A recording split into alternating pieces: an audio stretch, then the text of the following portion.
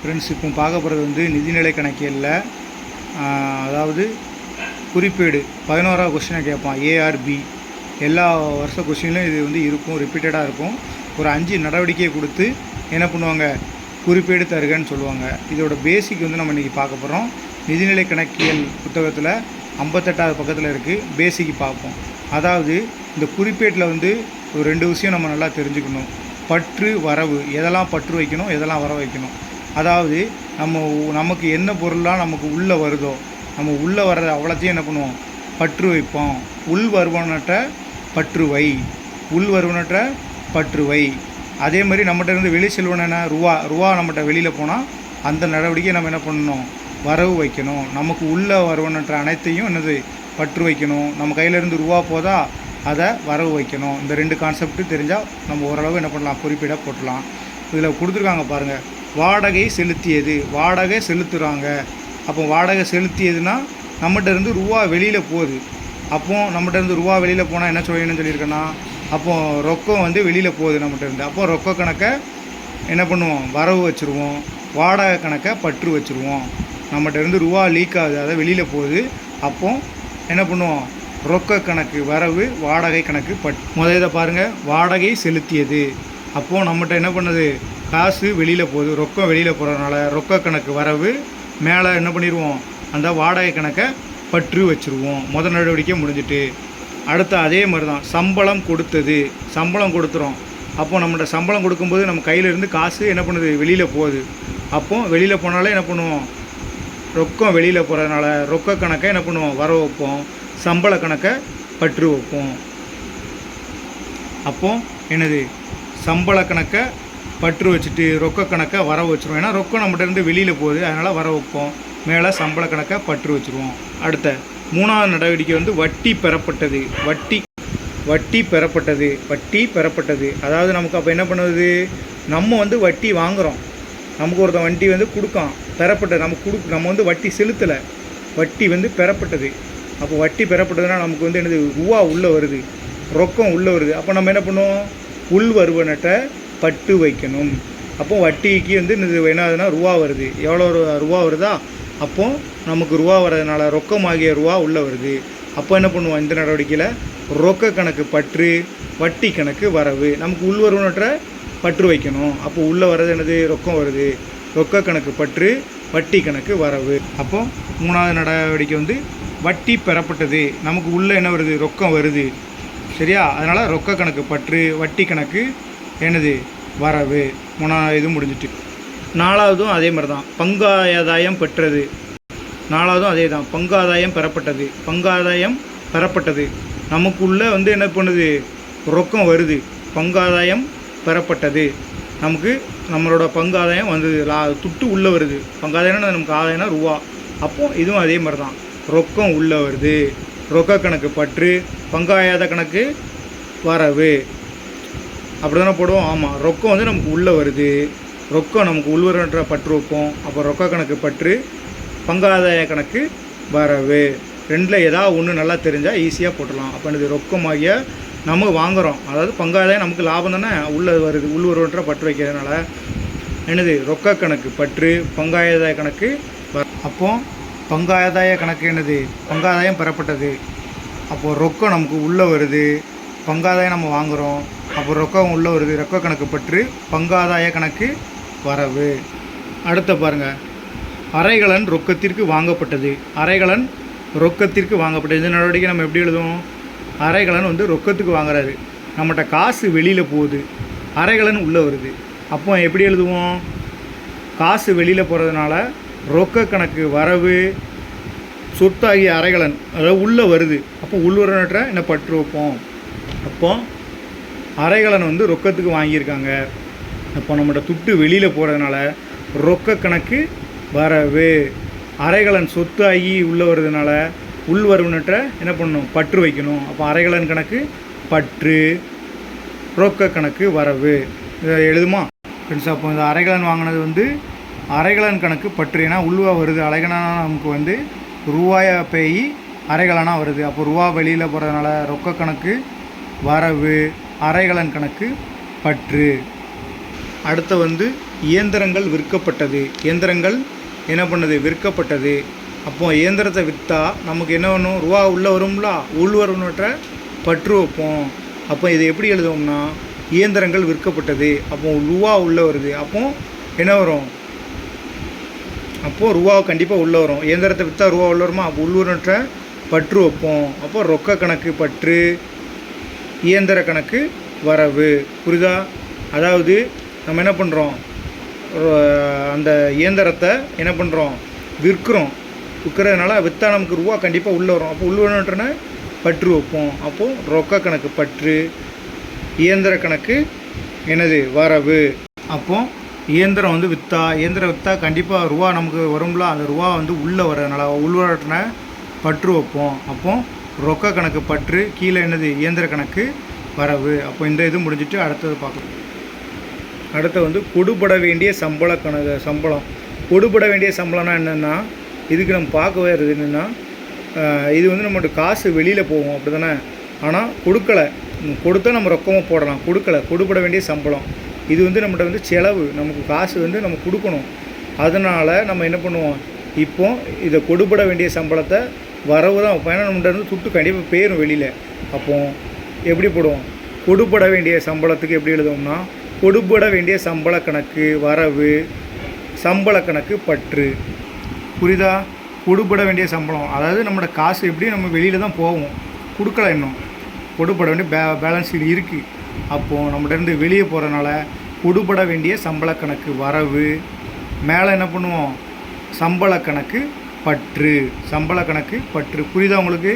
அதாவது நம்மகிட்டேருந்து வெளியில் போனாலே, துட்டு வெளியில் போனாலே என்ன பண்ணுவோம்? நம்ம வரதான் வைப்போம். இது போக போகுது. அதாவது கொடுபட வேண்டிய பேலன்ஸ் இருக்கிறதுனால என்ன பண்ணுவோம்? நம்ம கொடுபட வேண்டிய சம்பள கணக்கை வரவு வைப்போம். இதே ரொக்கத்து கொடுத்துருந்தாங்கன்னா ரொக்க கணக்கை என்ன பண்ணலாம்? டைரெக்டாக நம்ம என்ன பண்ணியிருப்போம்? வரவு வச்சுருப்போம். அடுத்தது பார்க்கலாம். அடுத்த வந்து தொலைபேசி கட்டணம் செலுத்தியது. நம்மகிட்ட இருந்து ரூபா போகுது, கெட்டியாச்சு. நம்மகிட்ட இருந்து துட்டு வெளியில் போயிட்டனாலே நம்ம என்ன பண்ணுவோம்? வரவு தான் வைப்போம். ரொக்கமாக என்ன பண்ணியிருக்காப்புல தலைவன்? தொலைபேசி இதை கட்டியிருக்காப்புல. அப்போது தொலைபேசி கட்டணம் செலுத்தியது. அப்போது நம்மகிட்ட இருந்து துட்டு வெளியில் போனாலே என்ன பண்ணுவோம்? ரொக்கம் வெளியிட்ட போயிட்டு அப்போ என்ன பண்ணுவோம்? வர வைப்போமா? அப்போது ரொக்க கணக்கு வரவு, மேலே என்ன பண்ணுவோம்? தொலைபேசி கட்டணம் கணக்கு பற்று. இப்போ இந்த தொலைபேசி கட்டணம் செலுத்தியதை எப்படி எழுதுவோம்? நம்மகிட்ட இருந்து துட்டு வெளியில் போயிட்டனால என்ன பண்ணுவோம்? ரொக்க கணக்கு போட்டு வரவு வச்சுருவோம். மேலே என்னது? தொலைபேசி கட்டணம் செலுத்தியிருக்கோம். அப்போ தொலைபேசி கணக்கு பற்று, ரொக்க கணக்கு வரவு. இப்போ சுரேஷுக்கு வந்து நம்ம ரூபா கொடுத்துருக்கோம், சரியா? நம்மகிட்ட இருந்து ரூபா வெளியில் போகுது. நம்மகிட்ட இருந்து ரூபா வெளியில் போனாலே என்ன பண்ணுவோம்? ரொக்கம் வெளியில் போனாலே கீழே என்ன பண்ணுவோம்? ரொக்க கணக்கு வரவு. அப்போ மேலே என்ன வரும்? சுரேஷுக்கு கொடுத்துருக்கனால சுரேஷ் கணக்கு பற்று. நம்மகிட்ட இருந்து ரூபா வெளியில் போனால் என்ன பண்ணுவோம்? அதை வரவு வைப்போம்.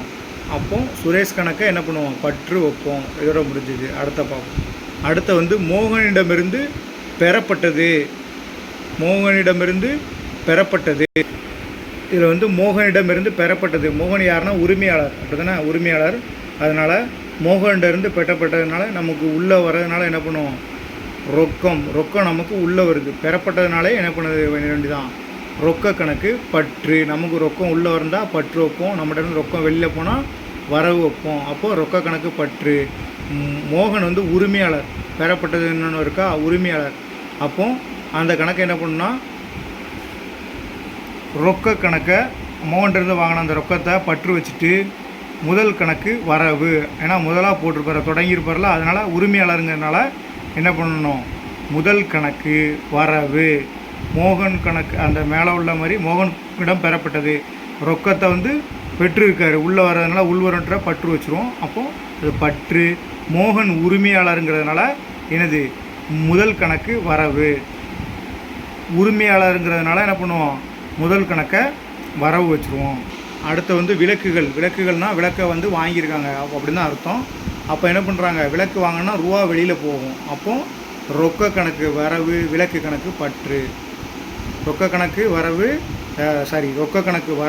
விளக்கு கணக்கு பற்று. இப்போ விளக்கு வாங்கியிருக்காங்க, விளக்கு வந்து பற்று. விளக்கு வாங்க செலவு ஆகிருக்கும்ல, ரூபா வெளியில் போயிருக்கும். அப்போ என்னது? விலக்கு கணக்கு. விலக்கில் வந்து ரொக்கம் வந்து வரவாக இருக்கும். சரி, விலக்கு கணக்கு பற்று ரொக்கம் வந்து வெளியில் போனதுனால ரொக்கத்தை வந்து வரவு வச்சுருவோம். எப்போவுமே நம்மகிட்ட இருந்து ரூபா வெளியில் போனால் ரொக்கத்தை என்ன பண்ணணும், வர வைக்கணும். அதே மாதிரி நம்மளுக்கு ரூபா உள்ளே வந்தால் ரொக்கத்தை பற்று வைக்கணும். தெளிவாக ஞாபகம் வச்சுக்கோங்க.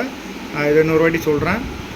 இதில் வந்து வாடகை செலுத்தியது நம்மகிட்டேருந்து ரூபா வெளியில் போகுது. நம்மகிட்டேருந்து ரூபா வெளியில் போனால் நம்ம என்ன பண்ணுவோம், ரொக்கம் நம்மகிட்டேருந்து வெளியில் போனாலே நம்ம என்ன பண்ணிடுவோம், ரொக்கத்தை வந்து வரவு தான் வைப்போம். அப்போ ரொக்க கணக்கு வரவு.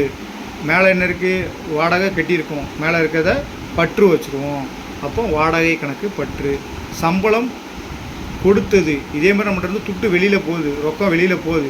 வெளியில் போனாலே என்ன பண்ணிடுதான், ரொக்க கணக்கு வரவு. ரொக்க கணக்கு வரவு. மேலே என்ன இருக்குது, சம்பளம் நம்ம கொடுத்தது, அதை வந்து பற்று வச்சிட வேண்டியதான். இந்த வாடகை சம்பளம் அதெல்லாம் என்னது கரெக்டாக ஈஸியாக தான் இருக்கும், பார்த்துக்கோங்க. நம்மகிட்டேருந்து துட்டு போனால் வர வச்சிடணும். மேலே என்ன இருக்கோ அதை அப்படி பற்று வச்சிடணும். அடுத்த வட்டி பெறப்பட்டது. நமக்கு வந்து வட்டி வந்து பெறப்பட்டது, நமக்கு துட்டு உள்ளே வருது, நம்ம உள்வருவனற்ற பற்று வைக்கணும். நமக்கு ரொக்கம் வந்ததுனால ரொக்க கணக்கு பற்று. கீழே கொடுத்துருக்காப்புலாம் வட்டி கணக்கு வரவு. அடுத்த பங்காதாயம் பெறப்பட்டது. பங்காதாயம் பெறப்பட்டதுன்னா என்ன பண்ணணும், பங்காதாயம் நமக்கு ரொக்கமாக உள்ளே வருது, நமக்கு வந்து ஒரு லாபம். அப்போ அதை என்ன பண்ணணும், பங்காதாயம் பெறப்பட்டது. அப்போ பங்காதாயம் பெறப்பட்டதுன்னா ரொக்க கணக்கை ரொக்கம் உள்ளே வருது அப்படி தானே, அப்போ பற்று வைப்போம். அப்போ பங்காதாய கணக்கு வரவு. அடுத்த அரைகலன் வாங்கப்பட்டது. அரைகலன் வந்து என்ன பண்ணுறோம், அரைகலன் வந்து உள்ளே வருது, சொத்தாகி உள்ளே வருது. அப்போ ரூபா வெளியில் போகிறது. ரூபா வெளியில் போகிறதுனால ரொக்க கணக்கு என்ன பண்ணுவோம், வரவு வைப்போம். அரைகலன் கணக்கை என்ன பண்ணுவோம், உள்வருவனற்ற பற்று வைப்போம். அப்போ அரைகலன் கணக்கு பற்று. அடுத்த இயந்திரங்கள் விற்கப்பட்டது. இயந்திரங்களை விற்றா என்ன பண்ணுவோம், துட்டு உள்ளே வரும் அப்படி தானே. துட்டு உள்ளே வர்றதுனால ரொக்க கணக்கு பற்று, இயந்திர கணக்கு என்னது வரவு. அடுத்த கொடுபட வேண்டிய சம்பளம். கொடுபட வேண்டிய சம்பளம். சட்டை வந்து இன்னும் துட்டை வந்து இன்னும் கொடுக்கல, சரியா, துட்டை கொடுக்கல, ஆனால் அது நமக்கு ஒரு பேலன்ஸு. அப்போ கொடுபட வேண்டிய சம்பளத்தில் கொடுபட வேண்டிய சம்பள கணக்கை என்ன பண்ணுவோம், நம்ம வரவு தான் வைப்போம். சம்பள கணக்கை பற்று வைப்போம், ஏன்னா அது நமக்கு ஒரு செலவு தானே. அடுத்த தொலைபேசி கட்டணம் செலுத்தியது. தொலைபேசி கட்டணத்தை என்ன பண்ணுறாப்புல, செலுத்துகிறாப்புல. அப்போ நம்மகிட்ட துட்டு வெளியில் போதா, துட்டு வந்து வெளியில் போகுது, ரொக்கம் வந்து வெளியில் போகுது. அப்போ ரொக்கம் வெளியில் போனாலே ரொக்க கணக்கு என்ன பண்ணுவோம், வரவு தான் வைப்போம். மேலே தொலைபேசி கணக்கு பற்று அப்படின்னு போட்டுருவோம். கீழே ரூபா வெளியில் போகிறதுனால ரொக்க கணக்கு வரவு. அடுத்த சுரேஷுக்கு கொடுத்தது. நம்ம சுரேஷுக்கு கொடுத்தது வந்து சுரேஷ்க்கு நம்ம ரூபா கொடுக்கோம் அப்படின்னா, சுரேஷுக்கு கொடுத்தது நம்மகிட்ட இருந்து வெளியில் போயிடுது, ரொக்கம் வெளியில் போயிடுது, சுரேஷுக்கு கொடுத்தது. அப்போ என்ன பண்ணுவோம், ரொக்க கணக்காக வர வச்சுருவோம். நம்மகிட்ட இருந்து ரூபா வெளியில் போனாலே என்ன பண்ணிடுவோம், ரொக்க கணக்கை வர வச்சுருவோம். அப்போ ரொக்க கணக்கு வரவு, சுரேஷ் கணக்கு என்னது பற்று. அடுத்த மோகனிடம் பெறப்பட்டது. மோகனிடமிருந்து பெறப்பட்டது. மோகன் வந்து உரிமையாளர், அதனால அவர்கிட்ட பெறப்பட்டது. மோகன்கிட்ட நமக்கு வந்து பெறப்பட்டது, துட்டு எழுது உள்ளே வந்தாலே பற்று தான். அப்போ என்ன பண்ணணும், ரூபா வர்றதுனால ரொக்க கணக்கு பற்று. ரொக்கம் உள்ளே வருது, மோகன்கிட்ட ரொக்கம் வாங்கியிருக்கோம், பற்று. அதே மாதிரி கீழே என்ன பண்ணணும், மோகன் வந்து உரிமையாளர்னு கொடுத்துருக்கனால முதல் கணக்கு வரவுன்னு போடணும். உரிமையாளருங்கிறதுனால முதல் கணக்கு வரவுன்னு போடணும். அவர்கிட்ட ரொக்கம் நமக்கு வந்திருக்கிறதுனால நமக்கு உள்வருவனற்ற பற்று வைக்கணும். அதனால் என்னது, ரொக்க கணக்கு பற்று. அடுத்த விளக்குகள்னு கொடுத்துருக்காப்புல, விளக்குகள்னு கொடுத்துருந்தா விளக்கு வாங்கியிருக்காங்க, அப்போ ரொக்கத்துக்கு விளக்கு வாங்கியிருப்பாங்க. அப்போது ரொக்கம் நம்ம வந்து கையிலேருந்து வெளியில் போயிருக்கோம். ரொக்க கணக்கு வரவு, விளக்கு கணக்கு பற்று. ரொக்கம் நம்மகிட்ட என்னது ரொக்கமாக போய் விளக்காக வந்திருக்கு. ரொக்கம் ரூபா வெளியில் போகிறதுனால நம்ம என்ன பண்ணிடுவோம், ரொக்கத்தை வர வச்சுட்டு விளக்கை பற்று வச்சுருவோம். இவ்வளோ தான். இந்த பேசிக்கு தெரிஞ்சால் நம்ம ஈஸியாக அந்த குறிப்பீடு 5 மார்க்கும் போட்டலாம், 10 மார்க்கும் ஈஸியாக பார்த்துடலாம். 5 மார்க் உறுதியாக அந்த 11ஆம் கொஸ்டினில் ஏஆர்பி இருக்கும். பின்னாடி நம்ம சம்மு பார்த்துருக்கோம். அந்த சம்மு பார்க்குறதுக்கு முன்னாடி இந்த வீடியோ பார்த்துட்டு பாருங்கள், ரொம்ப யூஸ்ஃபுல்லாக இருக்கும்.